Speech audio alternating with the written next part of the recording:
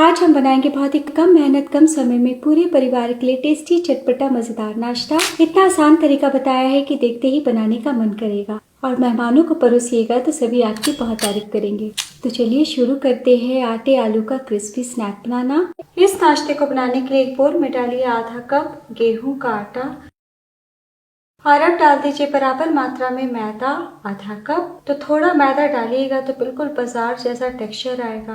और अब डाल दीजिए 1/4 टीस्पून अजवाइन, 1/4 टीस्पून नमक, 2 टेबलस्पून ऑयल। और अब हम सभी चीजों को मिला लेते हैं। और अब रूम टेम्परेचर का पानी डालें। पानी धीरे धीरे ही डालें और इस तरीके से मैश करते हुए हम मीडियम सॉफ्ट डो तैयार कर लेते हैं।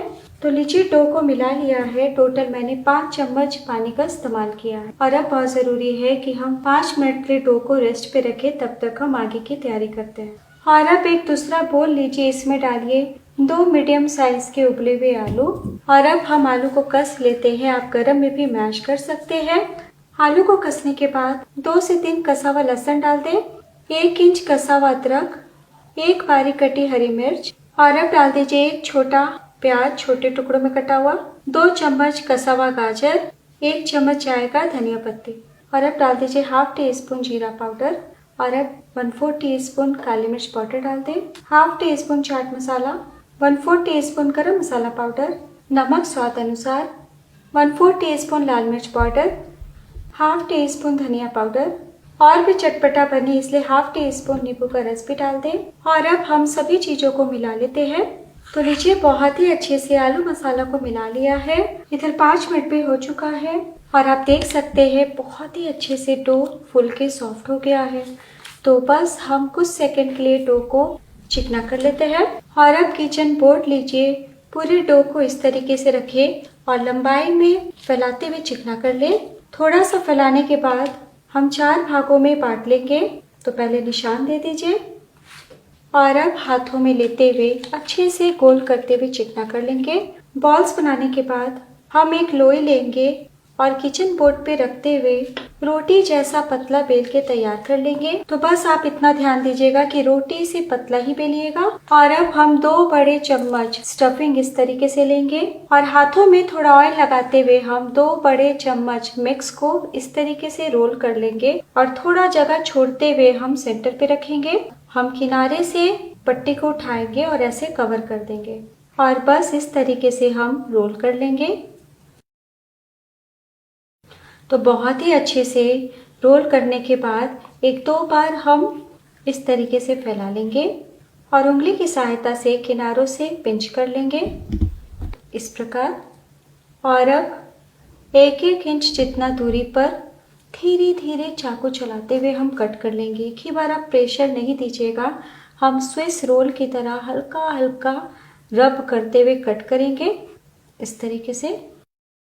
तो एक रोटी जब आप बेलिएगा तो आप देख रहे हैं ना दोस्तों कितने सारे पीसेस निकल गए हैं। तो मैं आपको दिखाती हूँ कितना अच्छा दिख रहा है। तो हाथों से हल्का सा हम दाब के सेट कर लेंगे और प्लेट में रखते जाएंगे।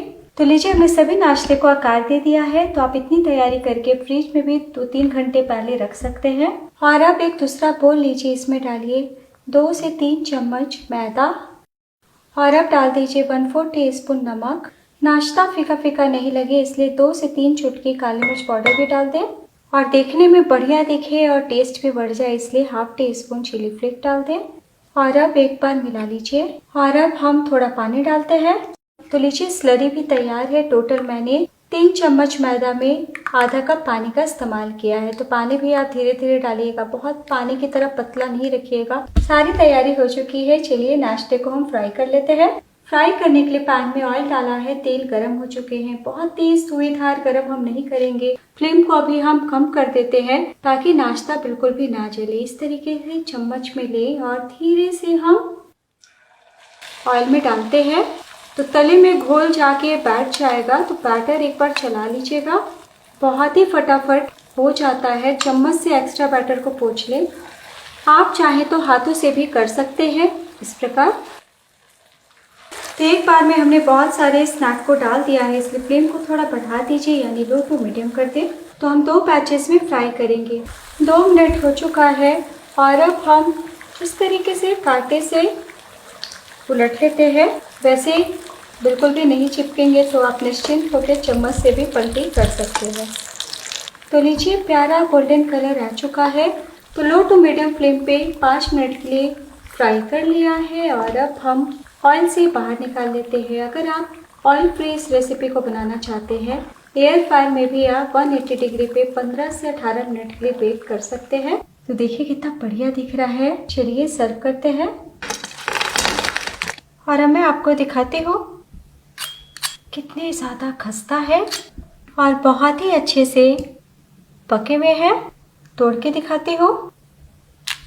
हाथ रखते के साथ टूट गए और आप देख सकते हैं अंदर तक पका हुआ है, कहीं से कच्ची कच्ची नहीं है और फ्लेवर अंदर तक भरे हुए हैं। बहुत ही ज़्यादा मज़ेदार है। तो एक बार बनाना तो बनता है।